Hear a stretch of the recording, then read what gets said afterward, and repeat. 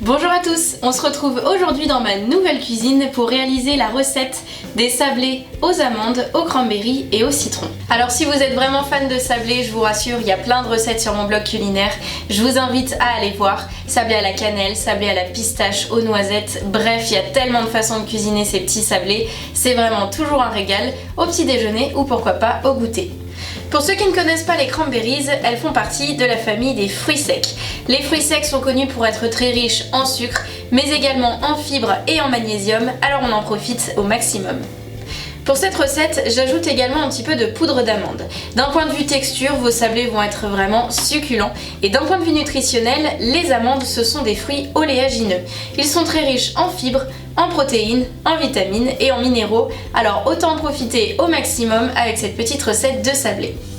La diététique, c'est aussi savoir se faire plaisir de temps en temps, alors ne vous privez pas. Je vous l'accorde, cette recette est un peu plus riche en sucre que les autres recettes sur mon blog, mais de temps en temps, il faut aussi savoir faire quelques petits écarts, et puis tout dépend de la quantité de biscuits que vous allez manger. Avant de passer à la suite, je compte sur vous. N'hésitez pas à partager cette vidéo, à laisser un commentaire, à vous abonner à ma chaîne YouTube, mais aussi sur Facebook et sur Instagram. Ce blog culinaire ne serait rien sans vous, alors je compte sur vous. À la fin de cette vidéo, je vous donne quelques astuces pour adapter cette recette. En attendant, on commence par les ingrédients.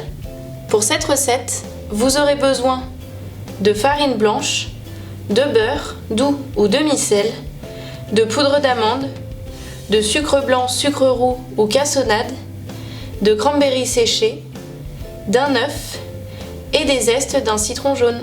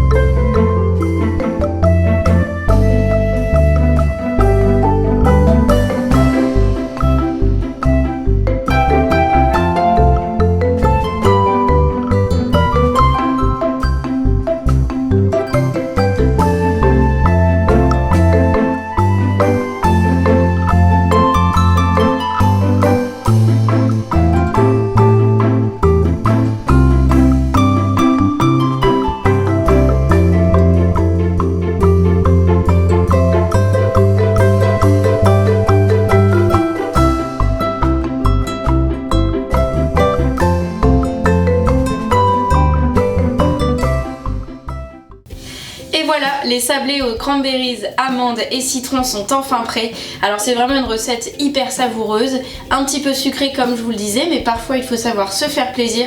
Et puis franchement, un petit sablé au goûter, c'est délicieux. Pour cette recette, j'opte pour des amandes, mais vous pouvez tout à fait les remplacer par d'autres fruits oléagineux, noix, noisettes, amandes, pistaches, noix de cajou, et pourquoi pas faire un mélange, faites-vous plaisir. Pour ce qui est des cranberries, même fonctionnement.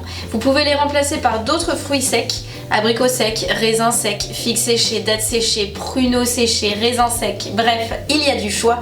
En revanche, coupez-les bien en petits morceaux, c'est important comme ça, il y en aura un petit peu partout dans votre pâte sablée et ça sera plus savoureux.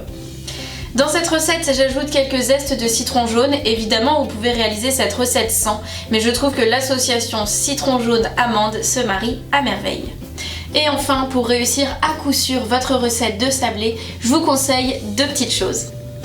Première astuce, lorsque vous réalisez la pâte sablée, je vous conseille de découper le beurre en petits morceaux, de le mettre dans un ramequin et de le mettre quelques secondes au micro-ondes. Le but c'est qu'il ramollisse, évidemment il ne doit pas fondre. Vous pouvez aussi le laisser à température ambiante, mais s'il est vraiment un petit peu mou, vous allez plus facilement pouvoir le travailler à la main ou au robot. Ma deuxième astuce, c'est de laisser reposer votre pâte au réfrigérateur. Pourquoi? Je vais vous expliquer. Quand vous réalisez votre pâte sablée, forcément, à l'aide du robot ou à l'aide de vos mains, vous allez chauffer le beurre et du coup, forcément, la pâte sera moins facile à travailler. Ce que je vous conseille, c'est de former votre petit pâton, de le tasser un petit peu pour avoir une épaisseur à peu près comme celle-ci, de laisser cette pâte sablée au réfrigérateur pour qu'elle durcisse un petit peu, 30 minutes à peu près, et ensuite, sur un plan de travail fariné, vous pouvez étaler votre pâte sablée. Croyez-moi, ça en vaut la peine, vous obtiendrez des biscuits vraiment parfaits avec une texture idéale.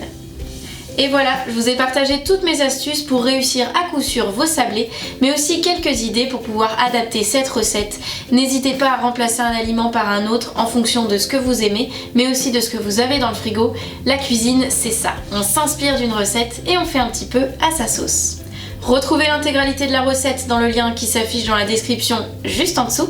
Sachez que vous pouvez télécharger et imprimer gratuitement la fiche recette directement sur mon blog culinaire.